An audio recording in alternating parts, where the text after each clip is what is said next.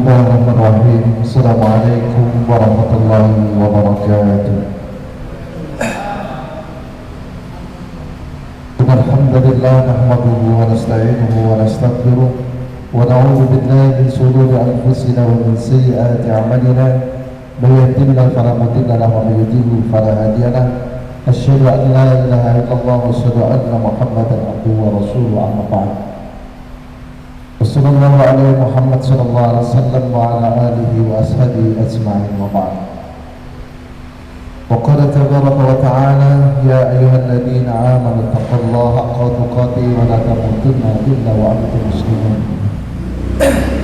Yang saya hormati Ustaz Usman Hadi SPDI, Bapak Ibu sekalian, jamaah Najibah Samara yang dirahmati oleh Allah, marilah yang pertama kita senantiasa bersyukur kepada Allah atas nikmat dan karunia Allah Subhanahu wa taala.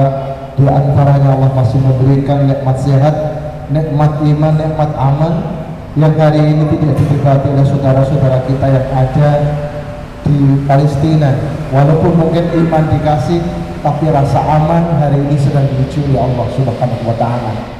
Kemudian kedua kalinya salawat dan salam senantiasa tercurah dan berlimpah kepada junjungan Nabi besar kita Nabi Muhammad sallallahu alaihi wasallam. Kemudian di sini saya sebagai pembawa acara akan menyampaikan susunan acara. Yang pertama adalah pembukaan, yang kedua kajian atau inti, yang ketiga lain-lain, yang keempat adalah penutup. Menuju acara yang pertama adalah pembukaan.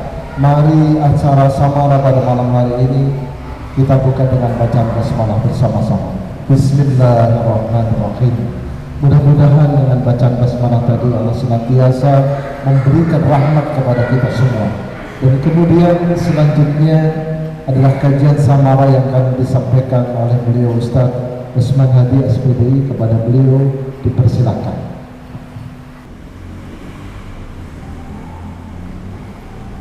Assalamualaikum warahmatullahi wabarakatuh. Innal hamdalillah nahmaduhu wa nasta'inuhu wa nastaghfiruh wa na'udzu billahi min shururi anfusina wa sayyiati a'malina. May yahdihillahu fala mudilla lahu wa may yudlil fala hadiyalah. Asyhadu an la ilaha illallah wahdahu la syarika lah wa asyhadu anna Muhammadan abduhu wa rasuluh, amma ba'd. Hadirin jamaah salat maghrib yang dimuliakan Allah Subhanahu wa taala. Alhamdulillah senantiasa kita banyak bersyukur atas nikmat yang Allah berikan. Man kana aminan fi sirbihi mu'afan fi jasadih wa indahu qutu yaumi. Rasulullah menyebutkan barang siapa Allah limpahkan rasa aman fi sirbih, dimaksud di situ aman hartanya, aman keluarganya, aman lingkungannya. Tadi sudah disampaikan. Ini suatu kenikmatan yang luar biasa, aman ini Bapak Ibu. Saudara-saudara kita yang sekarang di jalur Gaza sana, Palestina, setiap saat bombardir, setiap saat nyawa melayang, syahid insya Allah.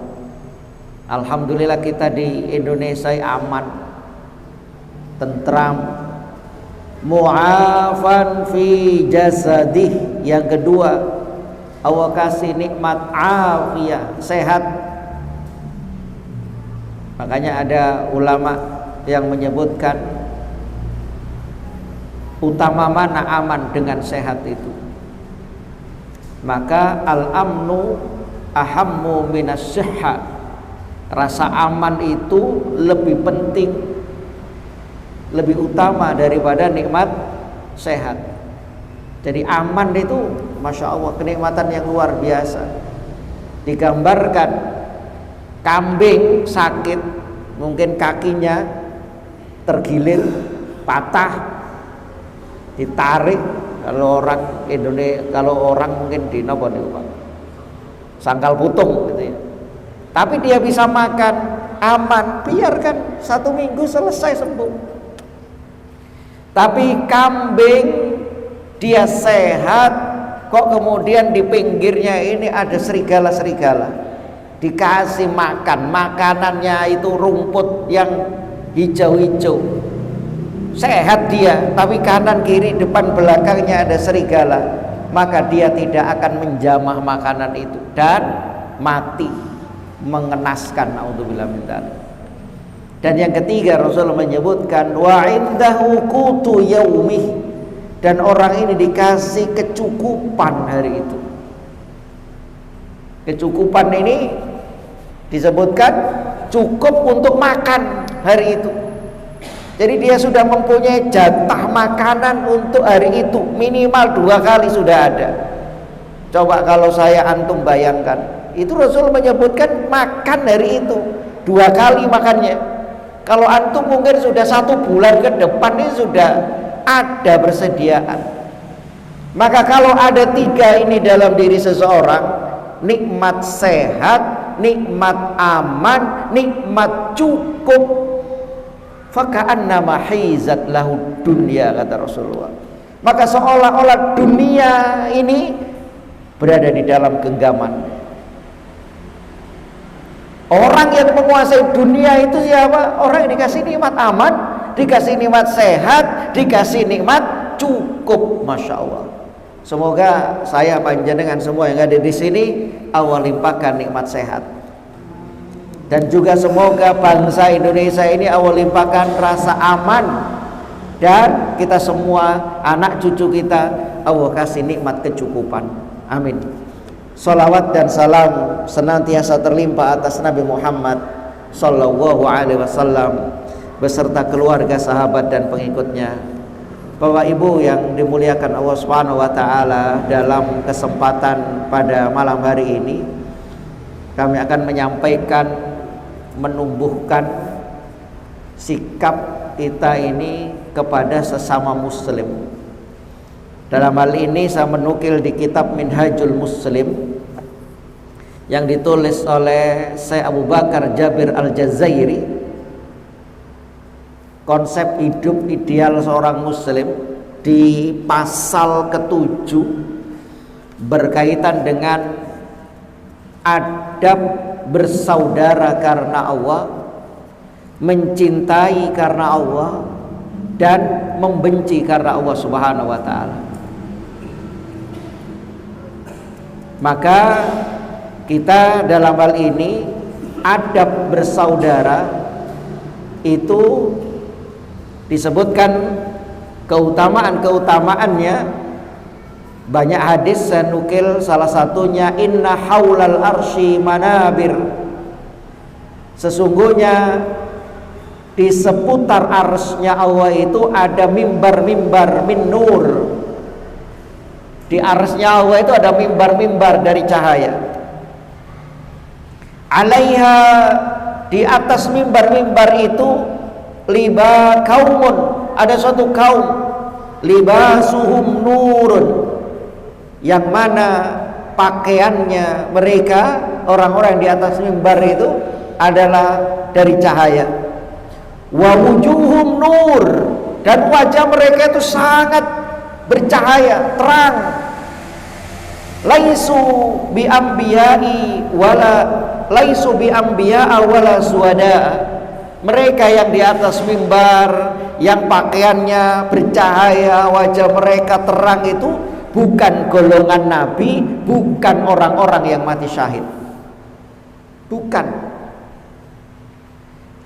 Yaghbituhumun nabiyyun was suhada. Bahkan mereka ini membuat iri, ghibah. Siapa yang iri? Para nabi, para syuhada. Wah, luar biasa mereka ini. Dimeri oleh siapa? Para nabi, para syuhada. Karena tidak diberikan kepada para nabi syuhada ini. Faqalu, kemudian mereka bertanya, ya Rasulullah, ya Rasulullah, sifhum lana. Ya Rasulullah, jelaskan kepada kami tentang mereka. Siapa orang yang di atas mimbar pakaiannya dari cahaya, wajah mereka juga bercahaya? Bukan para nabi, bukan para syuhada, bahkan nabi para syuhada saja meri. Kenapa? Karena mereka tidak mendapatkan itu. Jelaskan ya Rasul. Faqal, maka Rasulullah SAW menjawab, al-mutahabbuna fillah. Siapa yang Allah beri istimewa kayak demikian? Beliau mengatakan mereka adalah orang-orang yang saling mencintai saudaranya karena Allah. Innamal mu'minuna ikhwah. Sesungguhnya orang mukmin itu adalah bersaudara. Saya, antum ini adalah bersaudara. Maka mereka mencintai saudaranya itu karena Allah, bukan karena yang lainnya. Kan macam-macam orang itu mencintai saudaranya karena ada sesuatu yang pamrihnya. Tapi ini enggak. Kenapa mereka mulia? Karena mereka itu mencintai karena Allah. Wal mutajalisuna fillah, dan mereka saling mutajalisun itu adalah mereka bersahabat karena Allah.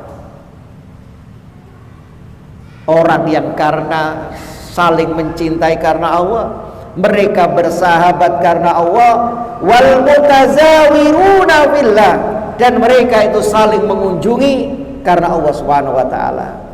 Itu orang mukmin kayak demikian.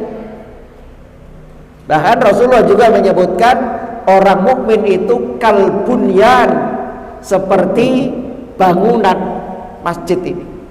Dalam redaksi yang lain, al-muslim ahul muslim, orang muslim itu saudara muslim yang lainnya. Al-muslim kal jasadil wahid, orang muslim itu seperti tubuh yang satu. Idastaka minhu udhun, kalau bagian tubuhnya, mungkin kakinya yang menginjak duri, maka yang teriak, yang mengucapkan innalillah, kemudian kalau seumpama sampai akhirnya dia panas dingin, yang sakit itu bukan hanya kakinya, tapi tada'a sairul jasad bisahri wal huma, maka akan merasakan seluruh anggota tubuhnya ini. Itu orang mukmin. Lah bagaimana sekarang hadirin yang dirahmati Allah menumbuhkan ya persaudaraan sesama muslim ini, hak-hak persaudaraan karena Allah Subhanahu wa taala. Beliau menyebutkan hendaknya kita ini ada hak-hak persaudaraan yang hendaknya kita laksanakan. Hadirin dirahmati Allah, lihat saudara-saudara kita di Gaza. Bukan hanya di Gaza sana saja, tapi kepada saudara-saudara kita yang mungkin juga di tanah air.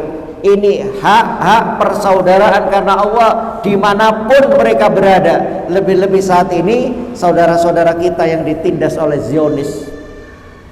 Kalau lihat video cuplikan itu, ya Allah Pak, apa yang harus kita lakukan? Hak persaudaraan ini, satu,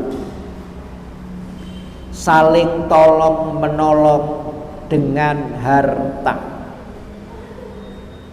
Ini yang penting, saling tolong menolong dengan harta. Nah, menolongnya dengan apa? Saya jenengan berangkat ke sana, ayo rombongan jamaah besok nyarter napa? Bis nandi Palestina. Oh, saya jenengan ini bukan napa jenenge tentara, nggak punya ini. Bagaimana? Malah di sana setor nyawa mungkin. Maka yang pertama kita ini hak persaudaraan bukan hanya untuk orang Palestina saja, semua saya jenengan ini bersaudara. Yang pertama saling tolong menolong dengan harta. Masing-masing sahabat memberikan pertolongan jika sahabatnya membutuhkan yang mana, dinar dan dirham, ini sama saja.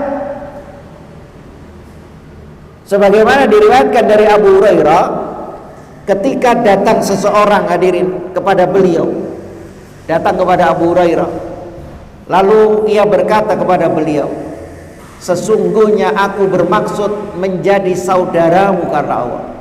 Aku ingin menjadikan engkau itu saudaraku karena Allah Subhanahu wa taala. Maka Abu Hurairah bertanya, apakah engkau tahu hak atau kewajiban persaudaraan itu?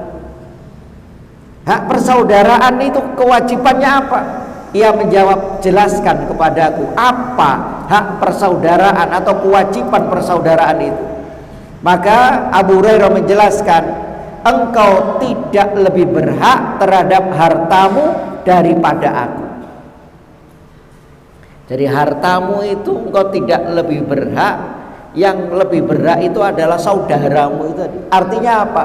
Engkau itu lebih mementingkan saudaramu daripada hartamu ini tadi. Hartamu udah kasihkan itu.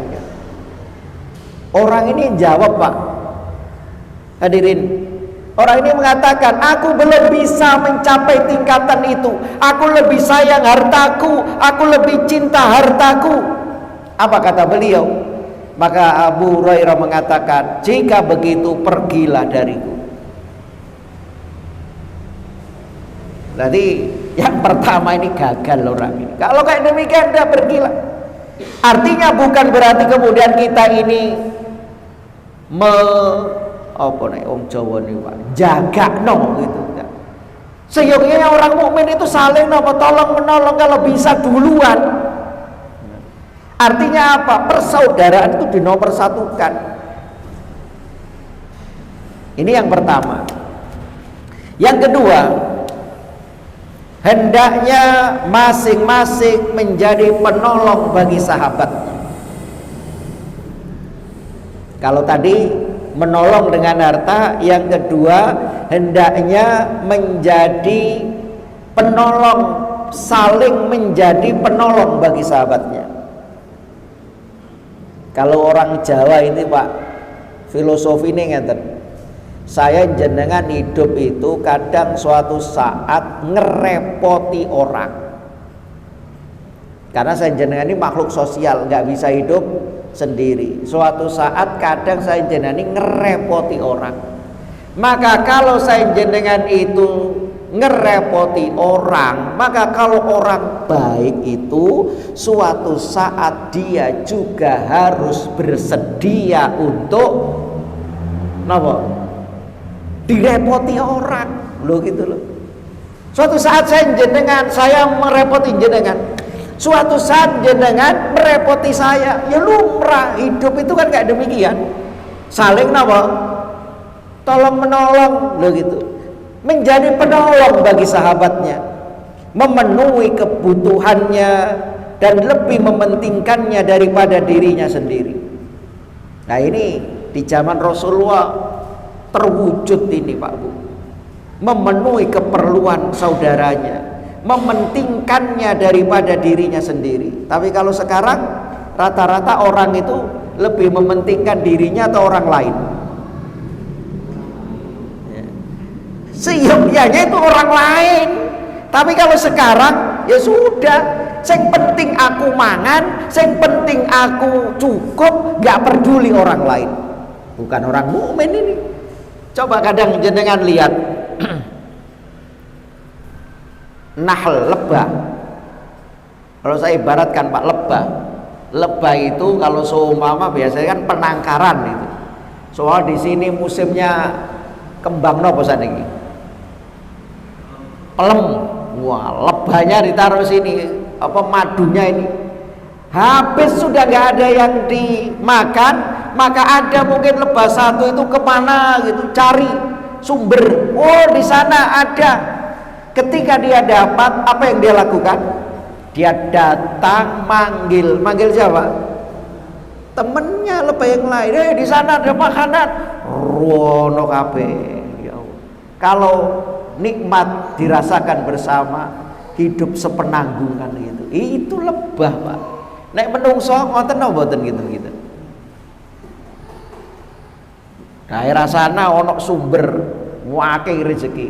Kira-kira nyeluk koncone, ayo rono kono lho gone. Meneng ae. Lapo lantek iku gak kaumanan iki kok. Orang mukmin tidak kayak demikian. Dia mementingkan saudaranya daripada dirinya sendiri, selalu memperhatikan keadaannya sebagaimana perhatiannya pada diri sendiri, mendahulukannya atas mendahulukannya saudaranya itu atas dirinya sendiri. Ya Allah, ini orang mukmin seyuknya kayak demikian. Sampai pernah itu Abu Hurairah kembali iktikaf Pak di masjid. Ada orang yang nangis-nangis. Kemudian ditanya oleh Abu Hurairah, "Kenapa kamu menangis?" Ternyata dia menangis itu ada problem masalah dalam masalah finansial. Terus kemudian Abu Hurairah mengatakan, "Ayo kalau gitu, ayo kamu tak ajak keluar, tak selesaikan masalahmu." Orang ini mengatakan, "Wahai Abu Hurairah, bukankah engkau sedang iktikaf?" Kalau orang iktikaf itu kan berarti dia harus di masjid, Pak, Bu. Terus dia tidak keluar. Lah ini Abu Hurairah ngajak keluar untuk menyelesaikan, berarti Abu Hurairah harus membatalkan iktikafnya, menyelesaikan iktikafnya. Apa kata Abu Hurairah? Enggak masalah, karena aku mendengar Rasulullah SAW bersabda, "Man kharaja ma'a akhihi fi hajatih."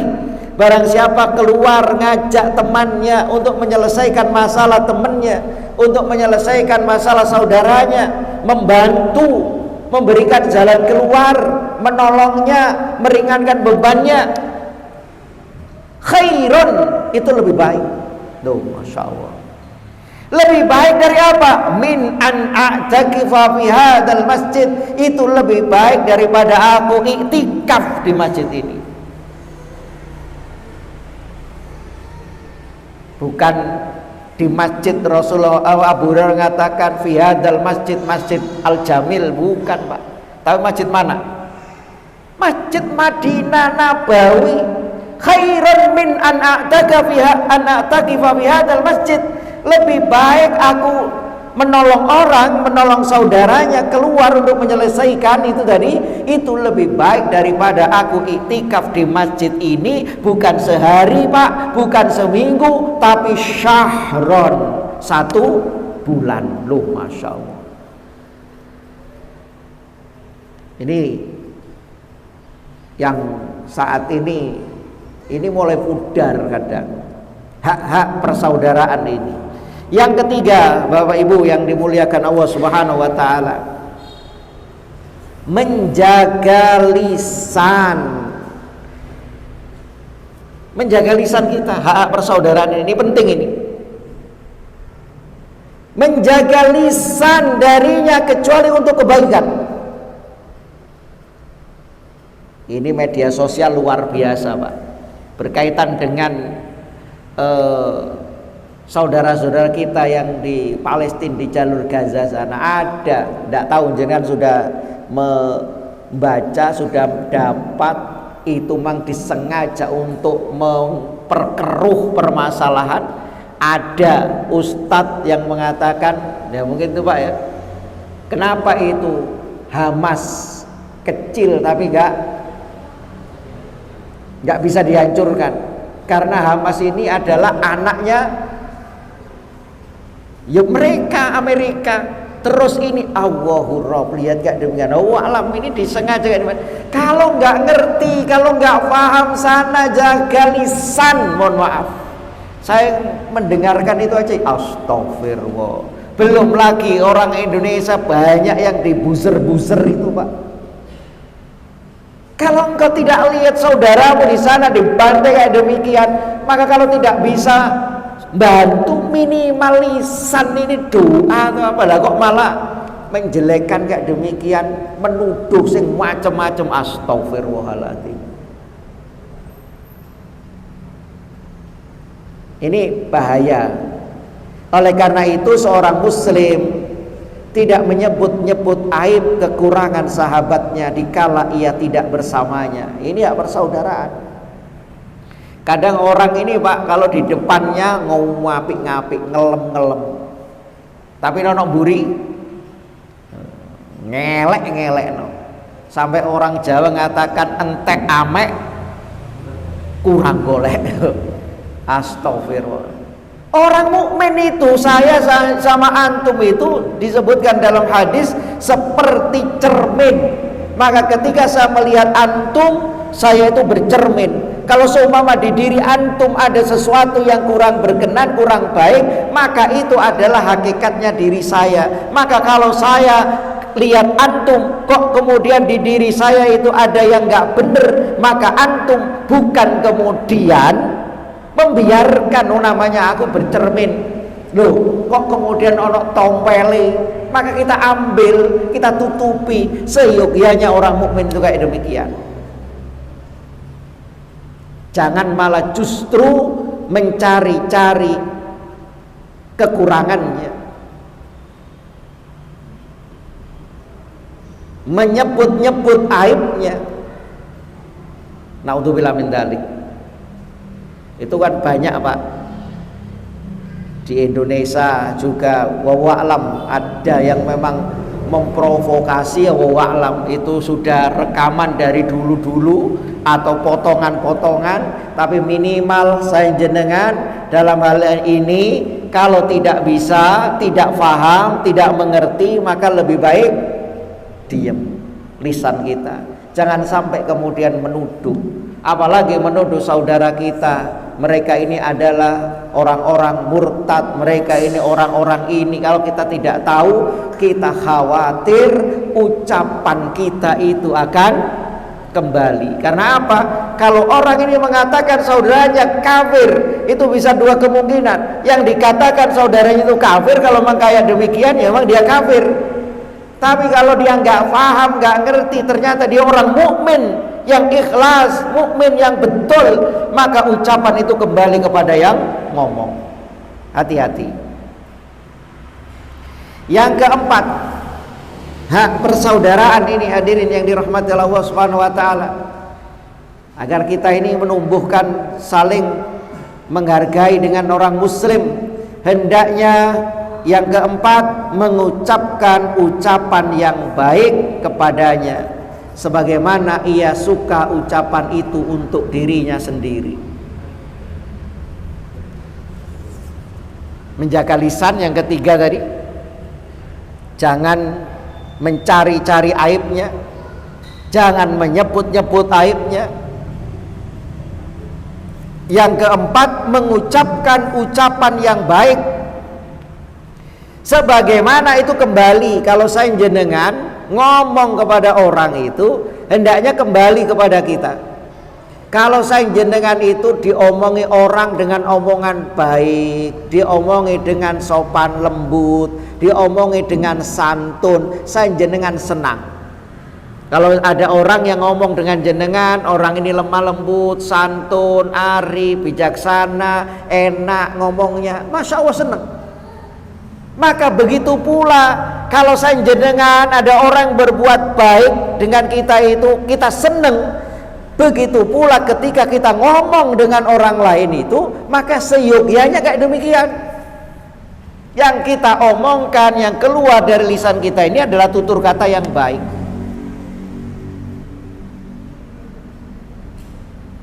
Selalu menyebut kebaikannya. Abu Dzar Al-Ghifari, Pak, ketika beliau masih Rasulullah dakwanya sembunyi-sembunyi, Abu Dzar datang cari, kepingin tahu siapa itu Nabi Muhammad. Maka dia datang ke Mekah. Waktu itu Rasul sembunyi-sembunyi. Akhirnya kemudian Abu Dzar tanya, lah yang ditanya ini, Pak, orang kafir, orang yang musuhi Nabi, orang benci Nabi, ditanya Muhammad itu gimana? Kalau nggak salah Abu Jahal apa yang ditanya itu, Pak. Maka dia mengatakan Muhammad itu al-amin, Muhammad itu orang dipercaya, Muhammad itu orang baik, Muhammad itu orang yang nggak pernah bohong. Tapi kami tidak mempercayai bahwa dia ngaku sebagai nabi. Padahal mereka ini musuhnya Nabi, Pak. Loh, itu dikatakan jahiliyah. Seumpama ini saya kembalikan ke diri saya, panjenengan. Seumpama ini orang ini, Pak, musuhi saya jenengan, ngelek no saya jenengan, ya. Terus kemudian Orang ini sudah wis musuh bebuyutan mungkin itu Pak. Lah kok kemudian ada orang tanya Pak, tanya kepada saya, Ustadz kenal si Fulan ini. Ketika, yo kenal aku. Terus orang ini tanya, gimana menurut antum si Fulan ini gimana?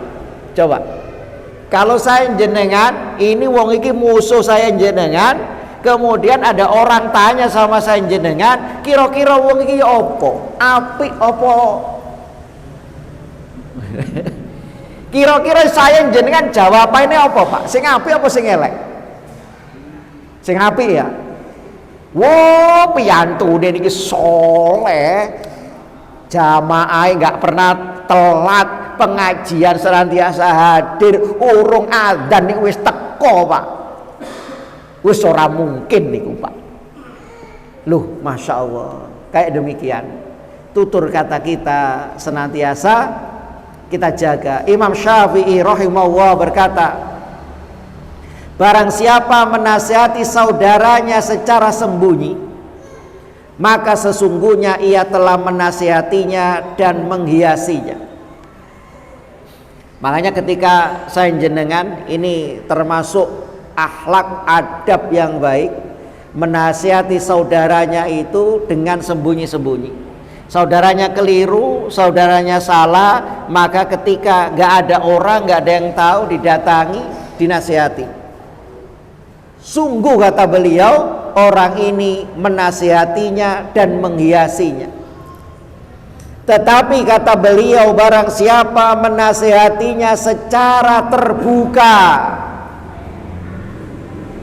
maka sesungguhnya ia telah membongkar aibnya dan menjatuhkan kehormatannya. Nah, ini hati-hati, menasihati orang itu juga perlu ilmu. Nasihati ngomongi saudara kita jangan dipermalukan di depan umum.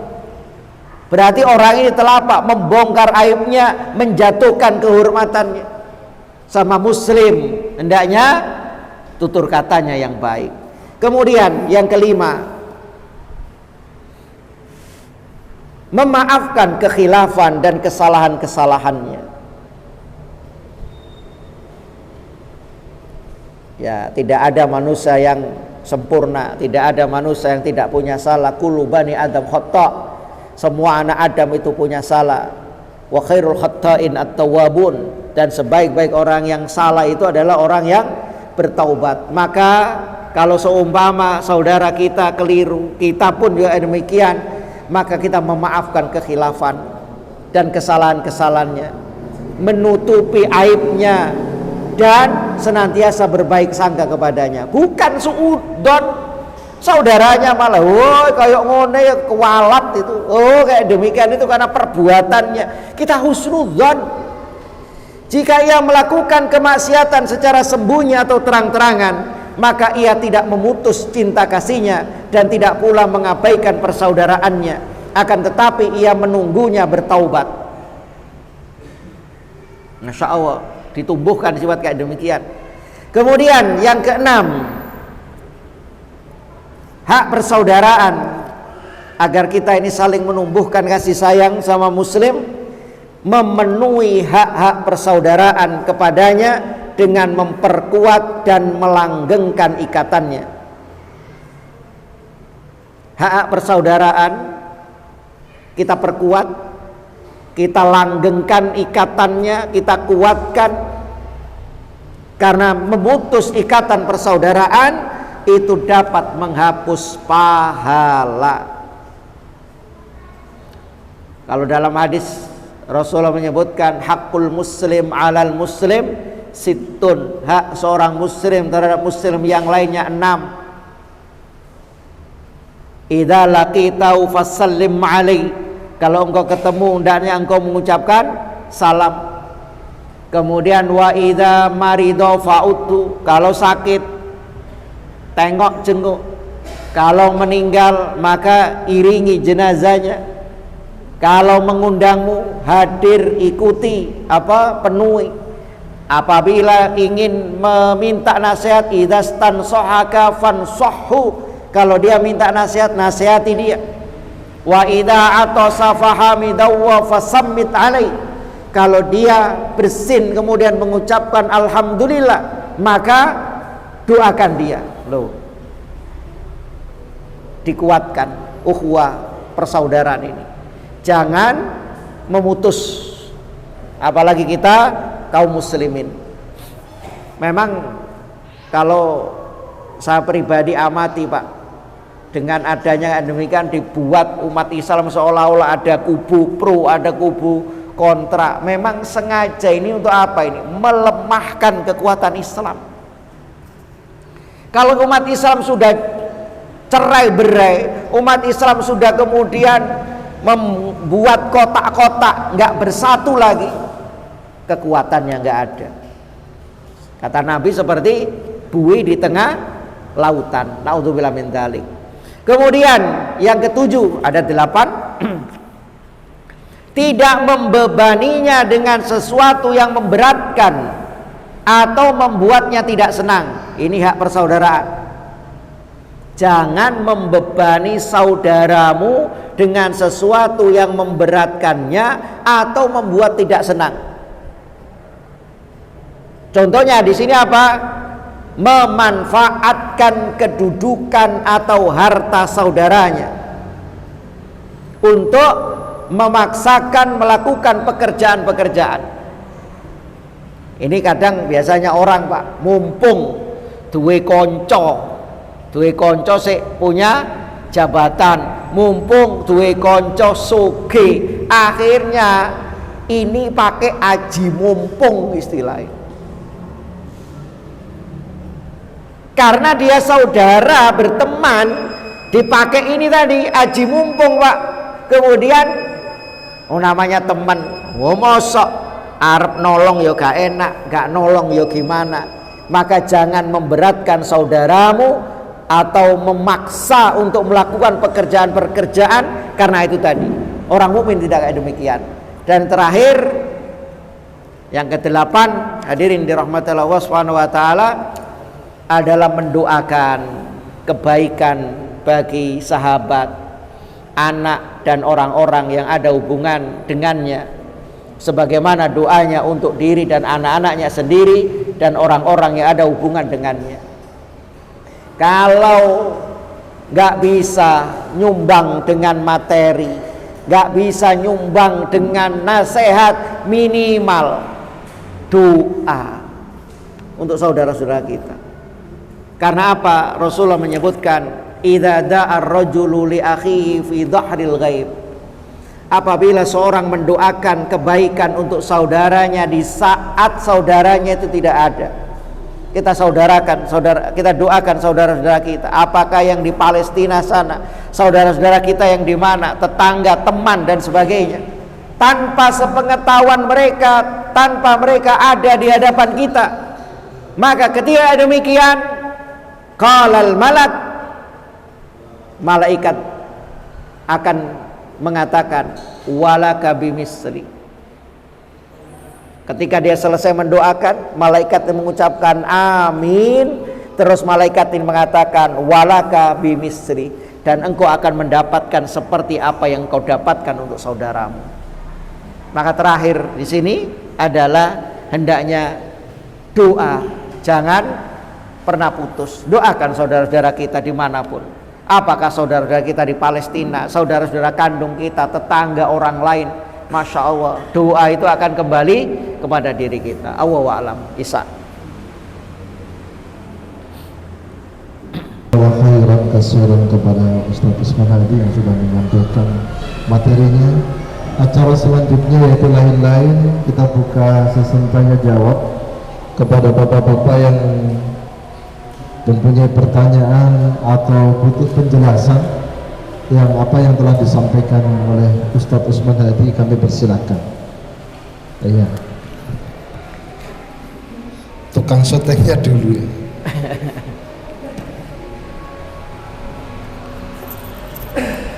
Assalamualaikum warahmatullahi wabarakatuh. Waalaikumsalam. Itu tentang hak-hak persaudaraan yang poin nomor 5, memaafkan kehilafan dan kesalahan saudara.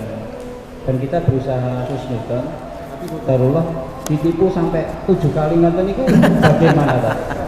Apakah kita harus husnudon sampai yang ke 8 kali? Terima kasih.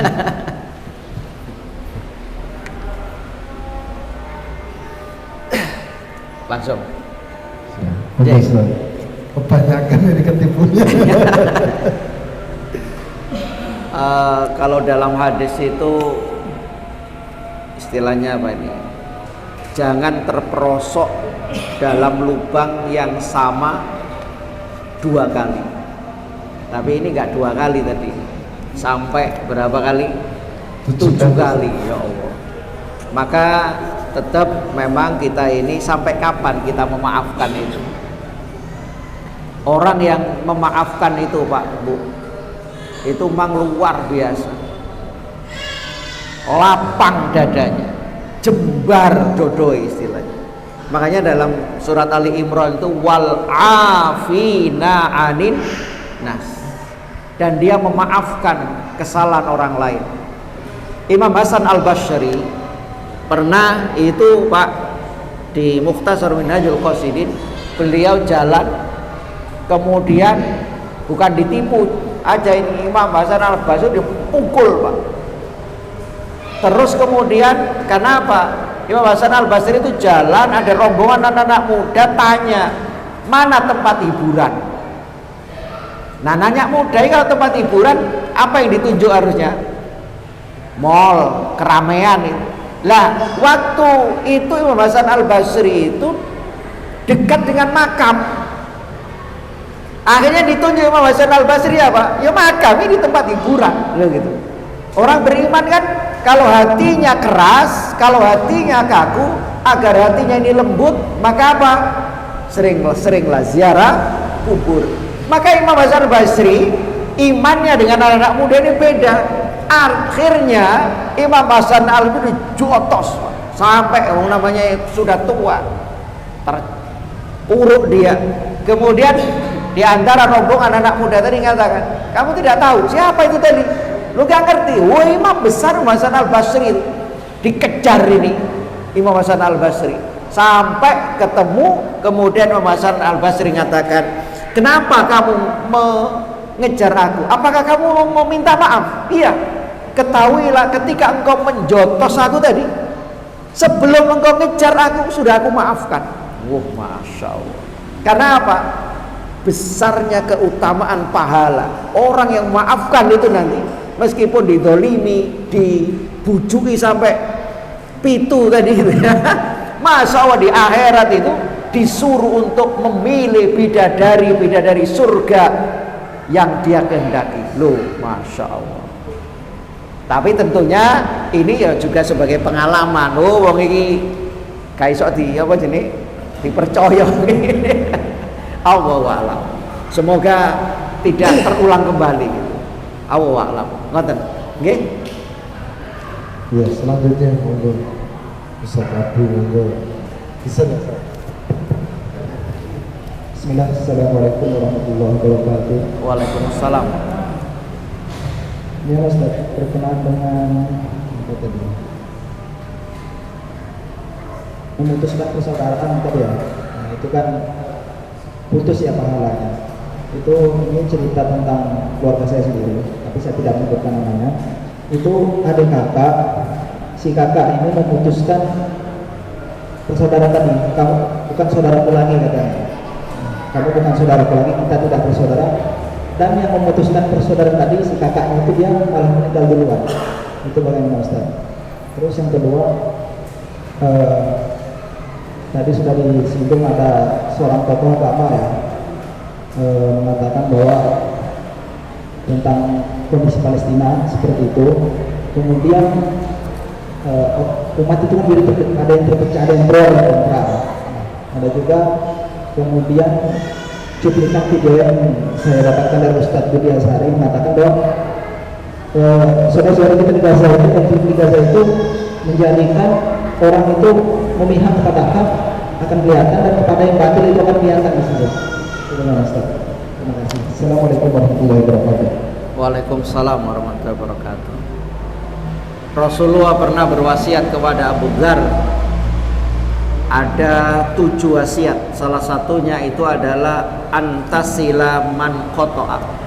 Engkau menyambung tali silaturahim kepada orang yang memutuskan. Kemudian disebutkan di situ laisal wasil, orang yang memutus tali silaturahim kemudian dia menyambung. Yang namanya wasil, orang yang menyambung itu bukan seumpama ini saudara, kakak, ini adik, adiknya nengok datang ke kakaknya, kemudian suatu saat kakaknya datang ke adik, itu memang menyambung tali silaturahim. Tapi hakikatnya menyambung tali silaturahim itu bukan itu. Ini adik sama kakak, kemudian biasanya seumpama adiknya yang keliru, maka adiknya seumpama nggak mau nyambung, biasanya karena mungkin masalah warisan dan sebagainya, maka yang baik itu adalah yang mau nyambung, bukan kemudian kalau di sekitar kita, wong aku sing tuwek kok, kan biasanya gitu, sing nyambung godok sing nom. Kalau masalah kayak demikian tidak dilihat dari yang tua atau yang muda, tapi orang yang menyambung pertama kali itu, masya Allah, itu yang luar biasa. Lah kok kemudian sampai mati itu tadi, seumpama kayak demikian, ya maka keluarganya kalau memang wallahu alam nggak usah cari siapa yang salah yang benar, maka kalau masih ada keluarganya tolong mintakan untuk dimaafkan, karena ada yang cash awokasi hukumannya adalah satu ukukul walidain, durhaka kepada orang tua, yang kedua qati'ur rahim, memutus tali silaturahim. Maka hati-hati. Maka kalau seumpama yang benar mana yang ini, maka yang seumpama meninggal keluarganya untuk minta maaf. Apakah yang meninggal itu tadi benar atau salah, nggak usah cari pembenaran, tapi mungkin ya Allah almarhum dulu sama jenengan gini, tolong dimaafkan. Soalnya kadang orang ini wes kadung hati ini catu pak, kokon maafkan ngono ya angel. Saya pernah itu diundang pengajian, terus kemudian saya hadir, salaman kan itu pak.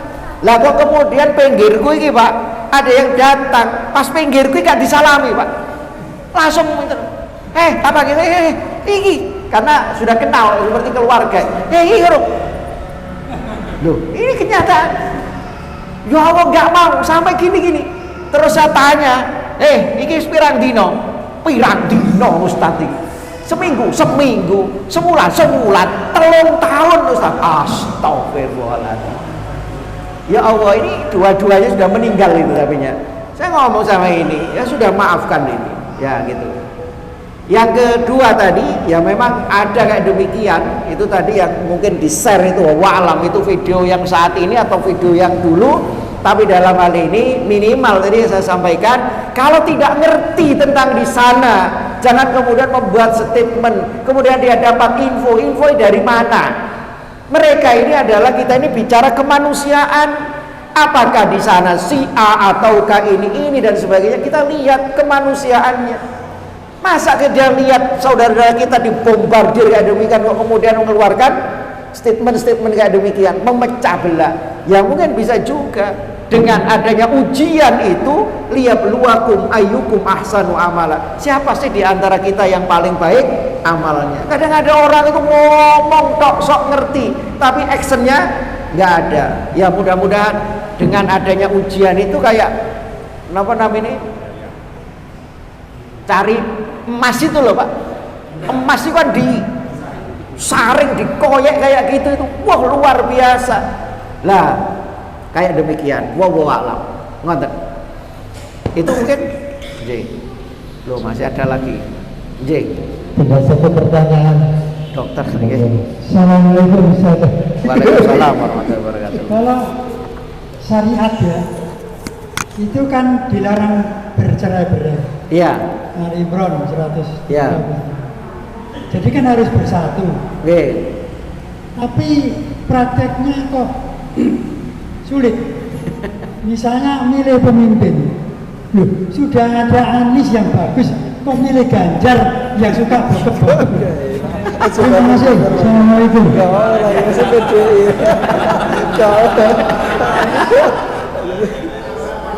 Iya, perintahnya kita ini mah wa'tasimu bihablillahi jami'a. Wajib itu Pak. Umat Islam itu wajib berpegang teguh dengan tali agama Allah. Perintahnya wajib. Terus wala tafarraqu, jangan berselisih. Berselisih berarti hukumnya apa? Haram. Lah umat Islam ini memang harus dalam masalah pemimpin ini Pak. Mohon maaf, milih pemimpin ini jangan remeh-remeh loh umat Islam ini kadang. Lah umat Islam ini saya ngerti ambil enggak ngerti waken di Pak. Aku enggak ngerti. Saya ngaji masih enggak ngerti katian pundi. Kena duit 100 200 sing gregeli pisan Pak. Lho saestu niki. Maka memilih pemimpin itu bukan hanya pokoknya aku oleh 200 300. Ini 5 tahun dimintai pertanggungjawaban. Sampai dalam hadis itu ada 5 yang Rasulullah itu berlindung. Jangan sampai ini orang-orang muhajirin 5 ini menimpa kalian. Di antaranya kalau pemimpin-pemimpinnya itu sudah tidak berpegang teguh dengan Al-Quran dan Sunnah, tidak kembali kepada hukum Al-Quran dan Sunnah, maka akhirnya mereka ini saling bercerai-berai. Pemimpin ini ada hubungannya Pak. Maka umat Islam ini harus melek. Jadi pemimpin dari dulu Indonesia ini punya visi misi bagus, tapi kalah mbak nomor ini. Nah ini tanggung jawab semuanya. Nah termasuk jenengan yang sepuh-sepuh ini. Ini tanggung jawab siap semua, tanggung jawab semua. Begitu. Allahu a'lam. Demikian. Nggih. Ngapunten Pak Imam, nanti bisa dilanjut setelah sholat insyaallah masih ada Ustaz Usman Abdi. Insyaallah. Nggih.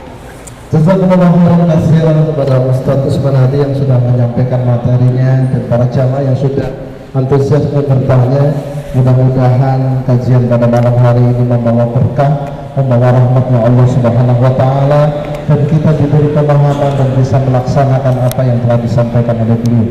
Demikian, dan akhirnya kita tutup dengan bacaan hamdalah dan kafaratul majlis. Alhamdulillahirabbil alamin. Subhanakallahumma wa bihamdika asyhadu an la ilaha illa anta astaghfiruka wa atubu ilaik. Akhirul kalam sallallahu ala Muhammad. Assalamualaikum warahmatullahi wabarakatuh.